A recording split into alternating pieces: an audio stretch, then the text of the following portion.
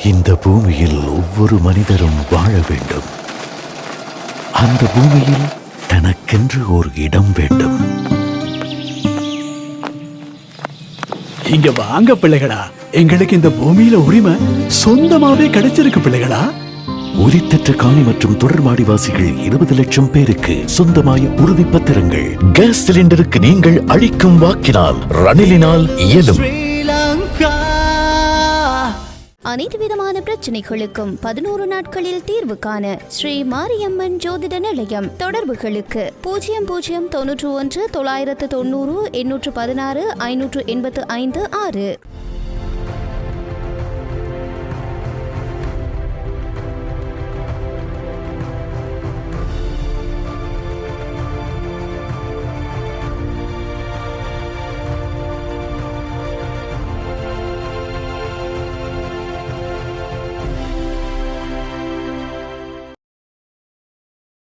வணக்கம்.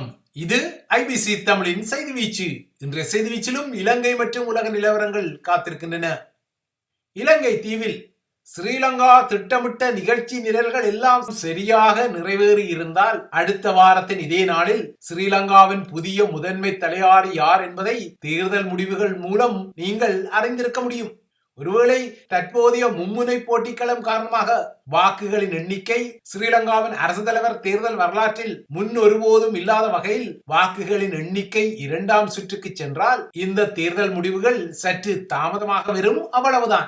எனினும் அடுத்த வாரத்தின் இதே நேரத்தில் ஏறக்குறைய நீங்கள் இந்த முடிவுகளை அறிந்திருக்க முடியும். செப்டம்பர் 15ஆம் தேதியாகிய இன்று ஸ்ரீலங்காவின் முதன்மை தலையாரி தேர்தல் களம் குறித்த அயல் முற்றத்து முடிவுகளை நோக்குவதற்கு முன்னர் தமிழர்களின் அரசியல் முற்றத்தை ஏறெடுத்து நோக்கினால் அங்கு ஆற்றுவார் ஆற்றல் பசியாற்றல், அப்பசியை மாற்றுவார் ஆற்றலின் பின் என்ற ஐயன் வள்ளுவனின் திருக்குறளின் ஈகை அதிகாரம் நினைவூட்டப்படுகிறது. பசி குறித்து பேசும் இந்த குறள் தமது பசியை பொறுத்து கொள்ளும் தவசிகளின் ஆற்றல் குறித்தும் ஏனையோரின் பசியை ஆற்றக்கூடிய மாந்தர்களின் மாண்பு குறித்தும் பேசிக்கொள்கிறது. கடந்த 37 வருட காலமாக இந்த குறள் நினைவூட்டப்படும் போதெல்லாம் தியாகி திலீபன் என்ற உருவம் தமிழினத்துக்கு உணர்வுடன் மீண்டும் மீண்டும் நினைவூட்டப்படுகிறது. தியாகி திலீபன் கொண்ட இந்த பசி குறித்து கடந்த 36 வருடங்களாக தமிழினம் உணர்வு நிலையுடன் பேசிய பின்னணியில் இந்த வருடம் அந்த தியாக பயணம் பேசப்படும் போது அதிகார பசியுடன் ஸ்ரீலங்காவின் முதன்மை தலையாரி தேர்தல் களத்தில் நிற்கும் தென்னிலங்கை வேட்பாளர்கள் குறித்தும் இலங்கை தீவின் ஊடகங்கள் பேசிக் கொள்கின்றன. இலங்கையில் ஈழத் தமிழினத்துக்கு இன்னமும் கிட்டாத அரசியல் வேணவாவை, அதாவது அரசியல் அபிலாஷையை மையப்படுத்தி அன்று திலீபனுக்கு இருந்த அந்த பசியின் பேசுபொருள் 37வது வருடமாக இன்று ஒழிக்கும் போது கொழும்பு அதிகார மையத்தில் குந்தியிருப்பதற்கான தேர்தல் ஒன்றின் ஓட்டப்பந்தய பரப்புரைகள் முடிவுக்கு வரவும் இன்னும் 4 நாட்களே உள்ளன.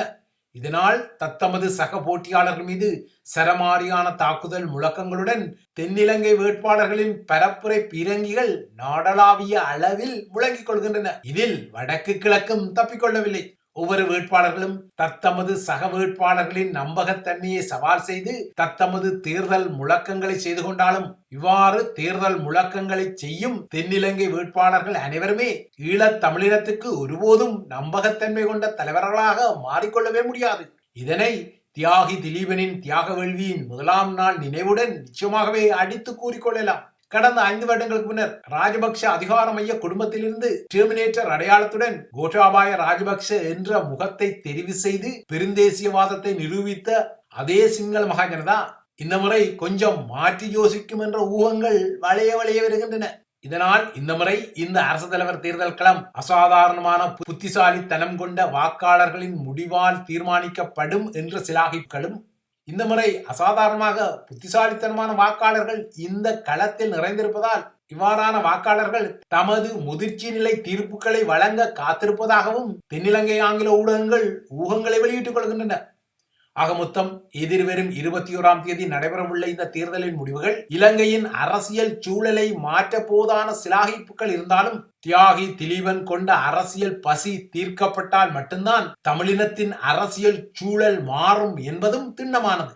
இவ்வாறான ஒரு திண்ணமான நிலை எட்டப்படும் வரை சூமந்திர அணிகள் காட்சிப்படுத்தும் இந்த மடம் அல்லது சந்தை மடம் என்ற ஆதரவு நிலைகள் ஈழத்தமிழினத்தின் அரசியல் முற்றத்தில் தொடரத்தான் செய்யும். இதுவும் ஒரு நிதர்சன நிலையாகும். சிங்கள தேசத்தில் இருந்து ரணில் ஆகட்டும் அல்லது சஜித் ஆகட்டும் இல்லையென்றால் அனுரகுமார திசாநாயக்க ஆகட்டும், இவ்வாறாக உள்ள வேட்பாளர் குதிரைகளில் ஏதாவது ஒரு குதிரை அடுத்த வாரத்தின் இதே நாளில் கொழும்பு அதிகார மையத்தின் சார்பாக கணைக்க கூடிய ஒரு குதிரையாக முடிவு செய்யப்பட்டுவிடும்.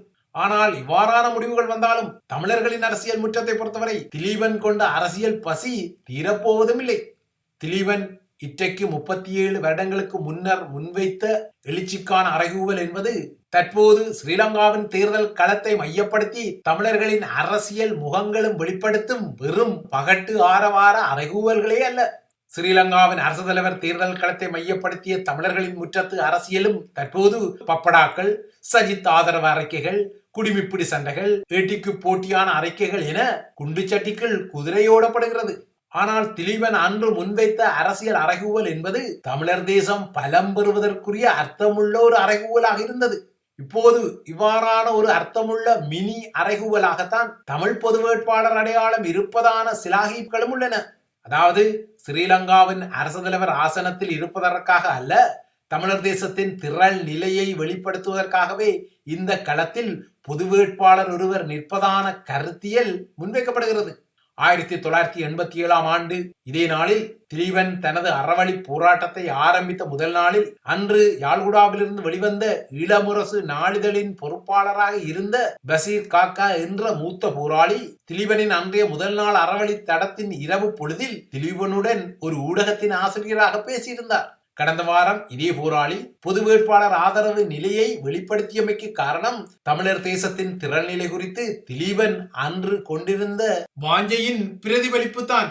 இவ்வாறான ஒரு பின்னணியில் இன்று சுமந்திரங்களுக்காக குத்தி முறியும் தரப்புகளோ தமிழ் பொது வேட்பாளர் என்ற அடையாளம் ரணில் விக்ரமசிங்கவின் வெற்றிக்காகவும் தமிழர் அரசியல் முற்றத்திலிருந்து சுமந்திரனை அகற்றவும் எடுக்கப்பட்ட நகர்வு என முகாரி பாடிக்கொள்கின்றன. இவ்வாறாக இந்த முகங்கள் முன்னெடுக்கும் முகாரி பாடுதல்கள் சுமந்திரனை ஏதோ ஒரு ஸ்டேட்ஸ்மேன் அடையாளத்தில் லாவணியாக பாட முயலுகின்றன. ஆனால் சுமந்திரனை பொறுத்தவரை அவர் ஒரு ஸ்டேட்ஸ்மேன் அல்ல. ஈழத் தமிழினத்துக்காக கொள்கையும் இலக்கும் கொண்ட சரக்கியதும் அவரிடமில்லை. மாறாக மலினங்களும் குயுக்திகளும் நிறைந்த ஒரு அரசியல்வாதியாக அவர் விமர்சிக்கப்படுகிறார். மாறாக மலினங்கள் குடிகொண்டுள்ள 10ஓடு 11வது சாதாரண அரசியல்வாதி அவர், அவ்வளவுதான்.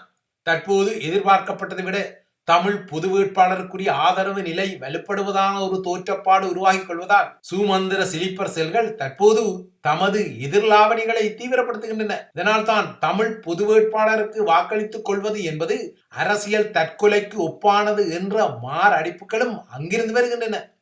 ஸ்ரீலங்காவின் அரசு தலைவர் தேர்தல் பரப்புரை களம் இன்றும் பரபரப்பாக இயங்கிய பின்னணியில் தியாகி திலீபனுக்குரிய புறநிலை அஞ்சலிப்புகள் இன்றும் இடம்பெற்றன. ஆனால் திலீபன் கொண்ட அரசியல் பசியை இவ்வாறான வெறும் புறநிலை அஞ்சலிப்புகள் ஆற்றாது என்பதே உண்மையான யதார்த்தமான செய்தியாகும்.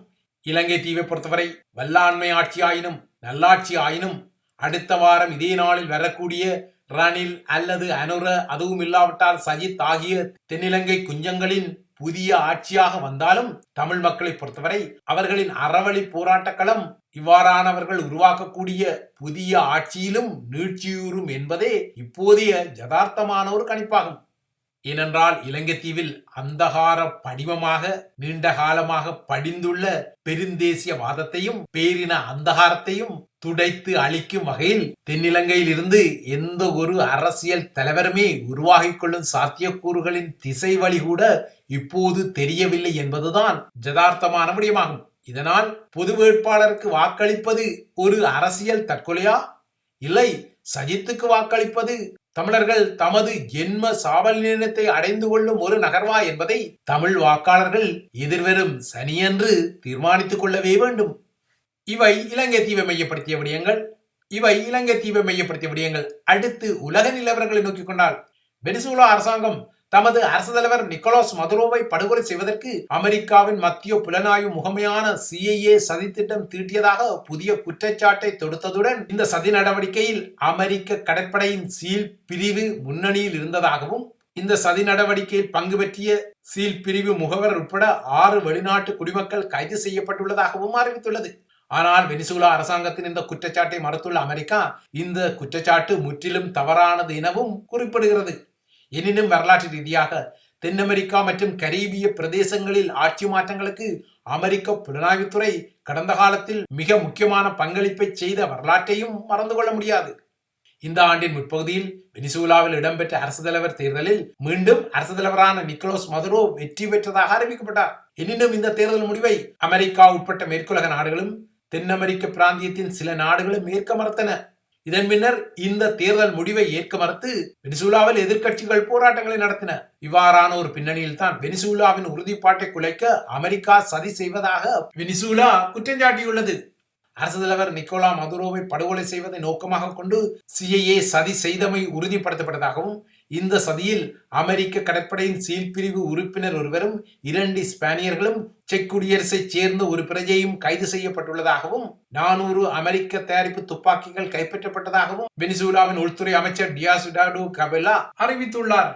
இந்த நடவடிக்கையில் ஸ்பெயினின் உளவுத்துறைக்கும் இந்த நடவடிக்கையில் பங்கிருப்பதாகவும் வெனிசுலா குற்றஞ்சாட்டியுள்ளது. கடந்த வாரம் வெனிசுலாவின் எதிர்க்கட்சி தலைவர் கொன்சலாஸ் ஸ்பெயினுக்கு தப்பிச் சென்று அங்கு அரசியல் தஞ்சம் கோரிய நிலையில் வெனிசுலாவின் சில அதிகாரிகள் மீது அமெரிக்கா பொருளாதார தடைகளை அறிவித்திருந்தது. ஏற்கனவே நிக்கோலஸ் மதுரோ சர்வதேச பயணத்துக்காக பயன்படுத்திய வெனிசுலாவின் விமானம் டொமினிக்கன் குடியரசில் வைத்து அமெரிக்காவால் கைப்பற்றப்பட்டு அமெரிக்காவுக்கு கொண்டு செல்லப்பட்ட நிலையில்தான் தற்போது நிக்கோலஸ் மதுரோவை படுகொலை செய்ய அமெரிக்கா சதி செய்து வருவதான வெனிசுலாவின் புதிய குற்றச்சாட்டு வந்துள்ளது. இவைதான் IBC தமிழின் செய்தி வீச்சு. தொடர்ந்தும் IBC தமிழுடன் இணைந்திருங்கள். இந்த பூமியில் ஒவ்வொரு மனிதரும் வாழ வேண்டும். அந்த பூமியில் தனக்கென்று ஒரு இடம் வேண்டும். இங்க வாங்க பிள்ளைகளா, எங்களுக்கு இந்த பூமியில உரிமை சொந்தமாவே கிடைச்சிருக்கு பிள்ளைகளா. உரித்தற்ற காணி மற்றும் தொடர்மாடிவாசிகள் 20 லட்சம் பேருக்கு சொந்தமாய உறுதிப்பத்திரங்கள். கேஸ் சிலிண்டருக்கு நீங்கள் அளிக்கும் வாக்கினால் ரணிலினால் இயலும். அனைத்து விதமான பிரச்சனைகளுக்கும் 11 நாட்களில் தீர்வு காண ஸ்ரீ மாரியம்மன் ஜோதிட நிலையம். தொடர்புகளுக்கு 0091 990 816 585 6.